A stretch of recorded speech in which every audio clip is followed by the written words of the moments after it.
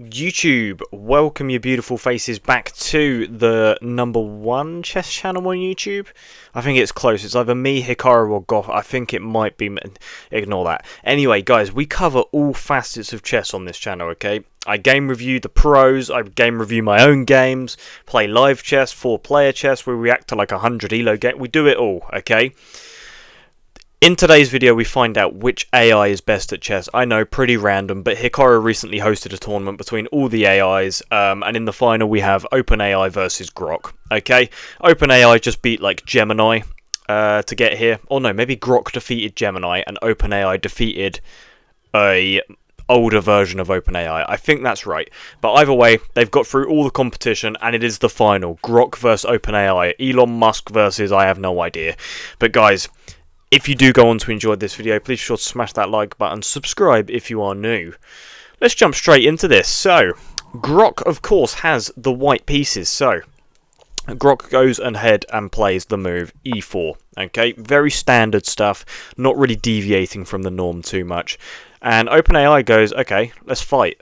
You know, it's like when Max Holloway is stood in the middle of the octagon and he just starts pointing at the floor. It's like, okay, no, thank you, sir. I don't want any trouble, okay? I don't want to be slept. That's what the Sicilian is, okay? It's just inviting a fight in the middle of the board. It's like, I'm just going to attack. Grok responds with knight to f3. We get the move d6 and we get the move d4. Now, will they opt to take this pawn and go into an open Sicilian? Yes, they do, because like I told you, they are literally just looking for a fight. Okay, OpenAI just wants to hurt Grok. But Grok retaliates and recaptures the pawn in the center of the board. Now, there's a number of ways you can play this position. You can play knight to f6, you can play knight to c6. I'm pretty sure g6 is actually an idea. Let me just check. Where you look to fianchetto your dark squared bishop. Yeah, so it is an idea. Evalbar not really deviating too much. But instead, OpenAI decides to play this move knight to f6, just developing another piece, maybe preparing castling a little bit sooner. We get knight to c3. And then we get the move a6. Now, this is all still theory. I mean, you guys know that the Sicilian theory goes so deep. I mean, there's like so many different lines, so much different theory. I know none of it, okay, because I'm actually labelled the chess moron, but we're going to move on very quickly from that.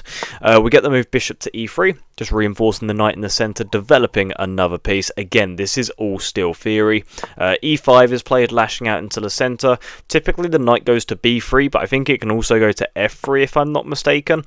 But this move, knight f5, it's just a bad move. Like, this is not how you're meant to play, because, like, yeah, fine, you're putting pressure on this pawn, kind of, but the pawn actually now just steps forwards. That's the best move. Typically speaking, you want to put your knight over here or over here. Never in my life have I seen anyone ever go knight f5, because now we do just get d5. It's almost like OpenAI is playing, like, with Stockfish open, because, like, I've played against ChatGPT, for example, and it's like, it just feels like blindfolded chess. Like, and these guys they're probably like studying the internet. Like, oh, what do I do if they play knight to f4? Like, it's just Stockfish versus Stockfish, okay? Until they forget the position, then AI chess games get wild. But this move d5 is played, so our first deviation from the norm, this knight f5 move, and then we get bishop to b5 check. And yeah, I don't really have many words for this. All I can really think of is that they were quite, you know, enticed by the check. Like, why else would you play bishop to b5? Like normally AI can get like 20, 25 moves deep into a position before it starts making stupid moves. But bishop b5 check, what the hell is this? Okay, luckily OpenAI doesn't recapture. No, I'm joking. Of course, OpenAI just recaptures. Like, why would you not recapture this free bishop? I mean, it's absolutely insane.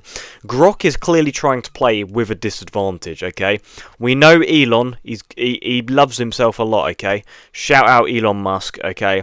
He wanted Grok to play at a disadvantage just to prove its superiority. You've got to respect it. So it just hands a bishop away, says, I don't need this. Knight takes the pawn in the centre of the board. This is a good move. Bishop takes, and then you have to play knight takes first, I'm pretty sure. Because if you were to just recapture this, then there's just like overwhelming pressure here. I think maybe even like bishop to b6 attacking the queen is maybe a little bit of an intermezzo. Yep, that is a move, okie dokie. But that's besides the point. We get knight takes on f6. Apparently, OpenAI mentions that this capture and its follow-up showing that it understands the position. Okay, so it spoke about this capture and then spoke about what it's going to play in the future and why this is a strong move. Like this queen move. So it's just all insane. Like, it knows it's going to recapture. It knows the best move sequences moving forward. Like, OpenAI is just playing with Stockfish. Like, I'm sorry, if we're going to give Hans Niemann so much slander, right, for the whole, like, you know, beads thing, without going into too much detail, then we got to have a word about OpenAI winning this tournament potentially with Stockfish, because this is just unbelievable. E takes on f5, pawn just recapturing, so the queen just recaptures. And then we get this move queen to d3, so Grok saying, please trade queens with me, just stop the bleeding. OpenAI, being a merciful god, says no. Says, no, I'm not going to do that. Then takes the queen, then takes the bishop, and just look at this position. Like, OpenAI is probably going to castle on the next move, right? Bring the rooks, develop the knight, bring the other rook. Grok needs about 15 moves without OpenAI moving before they can get back into this game. Like, they need like 15 moves. Like, to just, you know, go capture a knight or a rook or something, and then bring the rooks over before OpenAI is allowed to play another move, right? Because it's just unfair.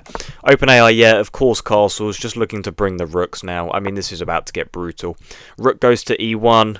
I mean, this is just absolutely stupid. Also, by the way, after short castling, OpenAI also said, because when they send their moves through, they also put like a massive paragraph of text explaining the position for some reason. I'll just read what OpenAI said. So, a material advantage is only relevant if all pieces are activated and the king is safe. What in the iRobot have I just listened to? Like, can you imagine, like, you're playing a chess game and like someone short castles and types in chat, oh, my material advantage only matters if I can activate all my pieces.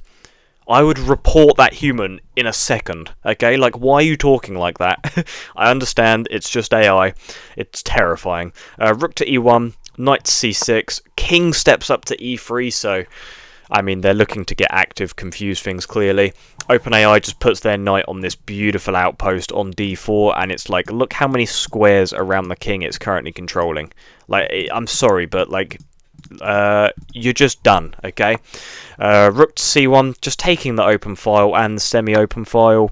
Rook takes on a2, but it just feels like too little too late now. I mean, like, what on earth is Grok doing? What is Grok doing? They're literally...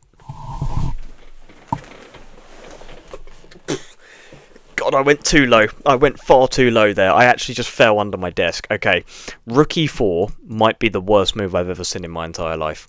So you block the check, right? But this pawn can take, giving another check. Like, are we seeing this? Are we in the same room right now? The pawn, of course, takes. Like, Grok is just blundering every piece in the world right now with, like, no rationale, no justification, no counterplay. King steps back for some reason. Rook goes over. Pawn takes. Now the rooks are looking to be traded. Guys, never trade rooks when you're down material, okay? Like, Grok really needed to keep this rook on. It's like its own... If you're going to play on, right, you have to keep pieces on the board. So this is awful. Just, yeah, obviously takes that. Gives a check. King steps back. I mean, this is just all very bad. Wait, apparently... Hang on a minute. This news just in. Apparently, Grok went on a rant to justify this move, king to g4.